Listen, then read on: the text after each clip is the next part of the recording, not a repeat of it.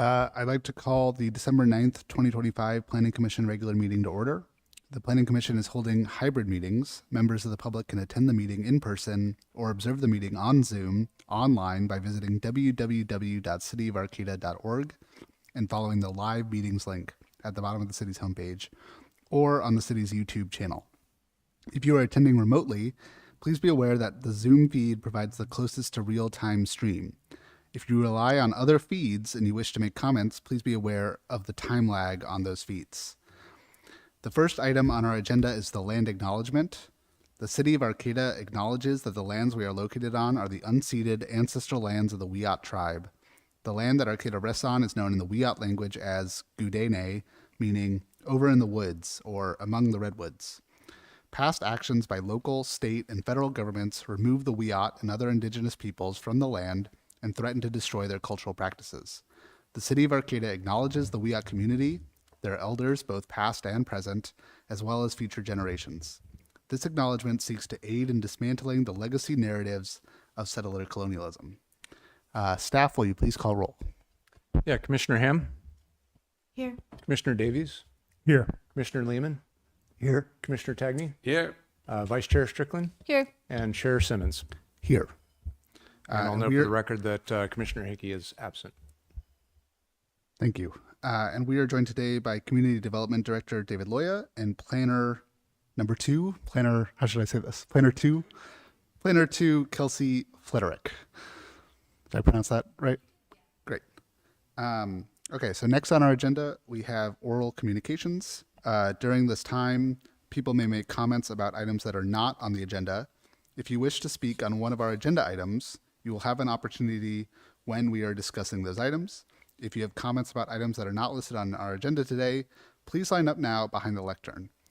If you are on Zoom and you wish to make comments on matters that are not on today's agenda, please raise your hand by selecting the raise hand icon on the right side of your screen or by pressing *9 on your phone.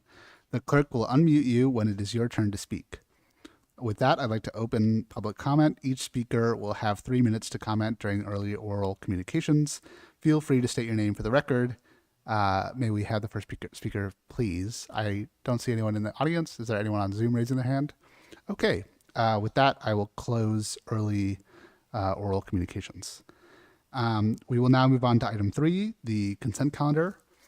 We have one item on consent, which is to approve the Planning Commission minutes of our regular meeting held on October 28th, 2025. Would any commissioner like to pull this item, or do we have a motion? I'll make a motion to approve. I'll second that. All right, we have a motion and a second. All in favor? Aye. Aye.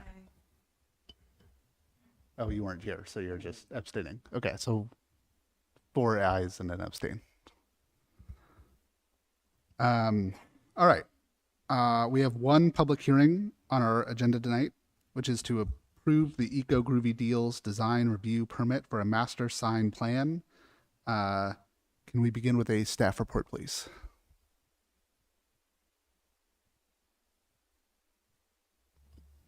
Okay. Good evening, commissioners. My name is Kelsey Flederick, and I am the assigned planner for the Eco Groovy Design Review permit for the master sign plan. It's a mouthful. Yeah, we'll just get started. So through this action, we will be asking you to adopt the Class 1 existing facilities CEQA exemption and then approve the action with the findings of approval, conditions of approval, and the proposed plan set. So a little bit about this project. This site is located within the Commercial Central Arcata Plaza Historic District.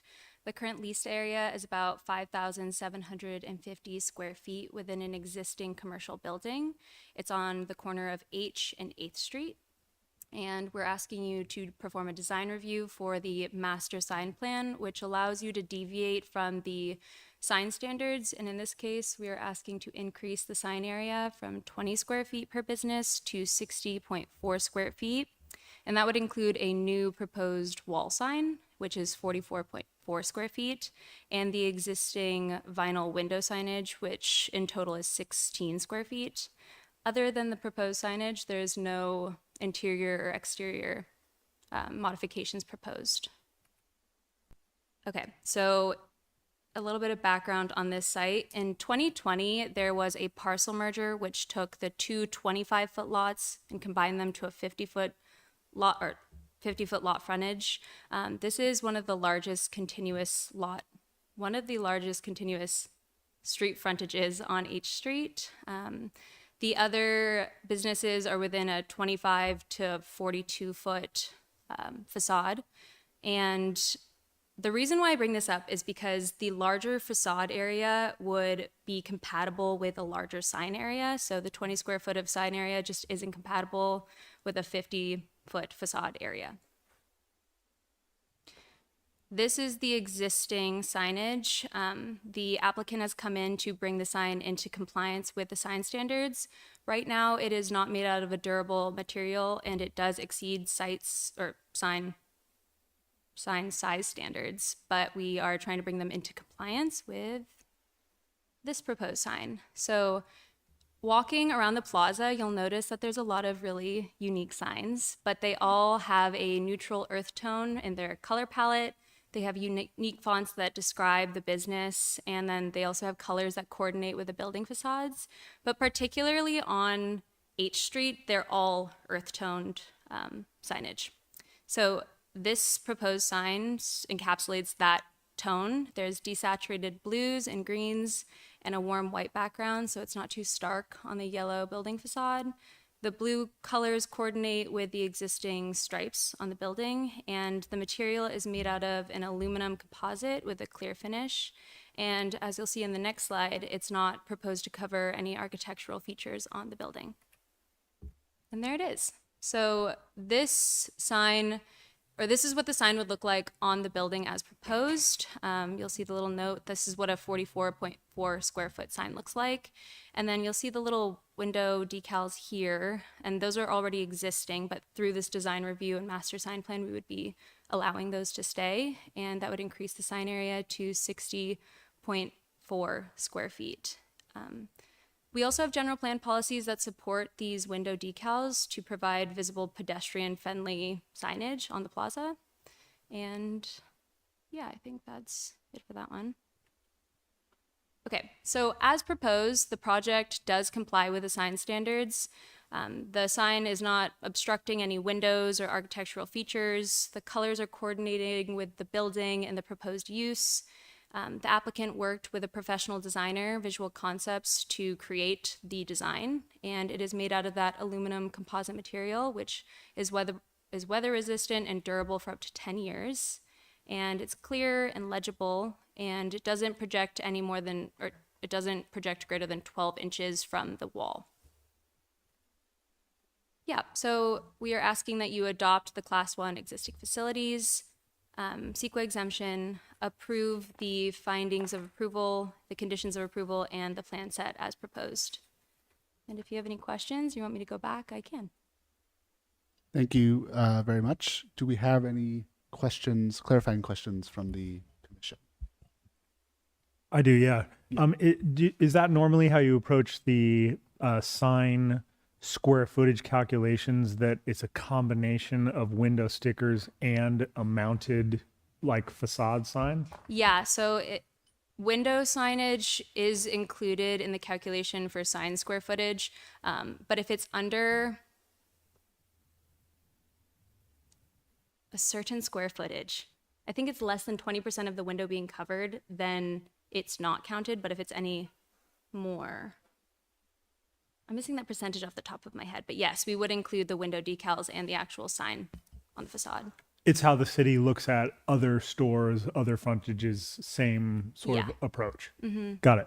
Thank you. Any other clarifying questions? Yeah, Dan? Yeah. In retrospect, are there other businesses that have asked for similar variances from this that we know of? Are there other businesses that have come in for a permit that want to increase the sign area on the plaza specifically? Yeah, for a variance beyond what would normally be assigned to that building frontage. Mm-hmm. No, in my short year and a half experience. Not really. We have had other businesses outside of the plaza area who have requested it, but like in the plaza specifically, no. But yeah, in the greater Arcata area, I think there's been a few commercial businesses that want increased sign area or also different sign materials, like they want it to be illuminated or they want larger window signs. But yeah, without the master sign plan, we don't allow it. Mm-hmm.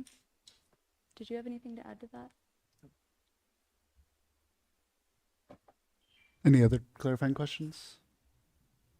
I'll just ask, is the fact that it's in the plaza lead to an extra level of review? Like if this same thing was happening outside of the plaza, would a zoning administrator sort of make the decision about whether or not to allow the larger sign, but it's the plaza gets the extra review because of its designation? Okay. Specifically for the plaza area, if you want to do a master sign plan, which means you can like deviate from the sign standards, that's the only area where you require planning commission hearing. Thank you. Mm-hmm. Okay, with that, I'm going to open public comment unless anyone else has any other clarifying questions. Okay, so because this is a public hearing on a discretionary item, the applicant may go first. We will not limit your time, but we ask that you be succinct. The public will then have the opportunity to comment on the project. Speakers will be limited to 3 minutes. The applicant will have the opportunity to comment or rebut any statements when all public comment is complete. This additional due process is afforded applicants on quasi-judicial matters. When I open public comment at large and if you are in person, please feel free to line up behind the lectern. If you are on Zoom, please raise your hand by selecting the raise hand icon on the right side of your screen or by pressing *9 on your phone. The clerk will unmute you when it is your turn to speak. And please feel free to state your name for the record. Can we please begin with the applicant? My name's Jace Walker. Thank you, especially thanks to you guys for explaining so many details to me. I think I'm kind of unique in that there are quite a few other signs that are bigger, but they've never gone through the sign review, but they're already up. And so when I originally put up the banner, my landlord really wanted a sign. And so we did that where I was told I could do a temporary one. My partner at the time, not very shortly after, only for a year. And my partner was diagnosed with stage 4 cancer, and I spent the next 3 years with that in my life. And so that's why that banner stayed up so long. And I guess there was a community complaint about the banner and wanting to have an official sign. And also, I think the 20 square foot thing is fairly new because my landlord, when she was running Arcata Exchange on that corner, had had 2 big signs, one on each side, and the combined signage was larger than what I'm asking for. Even my the sign guy was like, it should be bigger for the size of the building. And I'm like, no, keep it small, just twice, every other building in the area, if they are compliant with the 20 square feet, their buildings are like half my, size. And so it looks like it just swims if you just put this little kind of skinny sign. So we just kind of worked with like twice the size because the building's twice the size, and worked on the color scheme so it would coordinate. And then one other thing I just need to say is I just love this community and I appreciate the opportunity to be reviewed and be approved and go through official, because I really think that we need more of that, is, really keeping track of what everybody's doing so that things stay consistent and better for the community. So I really appreciate this opportunity to offer up my thoughts, and I hope everything works out. And if anybody has any questions for me, and the other thing is we want a nice sign because we are kind of a flagship. People come to us from out of the area and love the store and talk about how much they love the town. And, we have lists of like places where they can go to restaurants. We also have sheets of other stores and what they have. So like we really do try to support. It's about supporting the community and being proud to be here. And our commitment is to be sustainable, and so that's what we do as a Better Brand secondhand keep things out of landfill. We fix furniture, we fix lamps, we do a lot of cool stuff. So anyway, we love this town. And thank you for your time to listen. Yeah, thank And you. I'm sorry, I'm kind of nervous. Oh no, You not a did problem at great. all. Yeah, What was that? I said you did great. Oh, thanks. yeah. Thank you very much. Yeah, so there's no one in the audience. Is there anyone waiting online? Okay, so with that, I will close public comment, and we can move on to questions from the commission. I just want to say I think it's a very attractive sign, and thank you for getting it designed, and I hope it gets put up. Okay. He's such a visionary, and he's done like 80% of the logos for this community. So and he helped my son who owns Boat Gray Golf Course with his new logo. So anyway, Noah's great. Great. Okay, so is there any other points or questions that anyone would like to make? Yeah, Dan. Yeah, just a clarifying question to staff about other businesses on the plaza that are referenced as having signs that are larger and perhaps out of compliance. I'm just wondering what the kind of historic context is to this topic, if it's something we should understand better, if this might come back again soon because other stores see bigger signs. Yeah, I don't have the history of signage on the plaza, at the ready. I can think of a couple of stores that have signs that are probably larger than than the sign standard. We do operate on a complaint-driven basis. As the applicant mentioned, there was a complaint on this particular, sign on this building, and so we pursued that complaint. And luckily, Jace was really willing to, come into compliance and work with us to find a sign that fit the building. I guess the other thing that I would say for context is that, again, you asked about signage on the plaza and whether we'd had requests like this before, and nothing is jumping to mind. But I can tell you this is a pretty frequent request of businesses. Our sign standard is set based on a certain area. And that's, I think, as the applicant pointed out, it's irrespective of how big the building is. And so if you're limited to 20 square foot of sign area, think of a building like the Jacoby Storehouse, where, it's a massive building, and 20 feet of signage on that building would be ridiculous. I feel like, the point is very well made that on this particular site where you actually have two store frontages that historically had two signs, just because they were merged and now you can only, have 20 square feet. So I think, in the future, as we're updating our land use code, we probably should be a little bit more mindful and look at what more modern sign codes allow for. So yeah, not answering your question real directly, but just that is some basic context. Yeah, thank you. And it does stress that it seems like there might need to be some updates to the code, because 20 square feet sounds minuscule. And seeing the image, it's like, oh yeah, that's silly. Yeah. The sign on, sorry.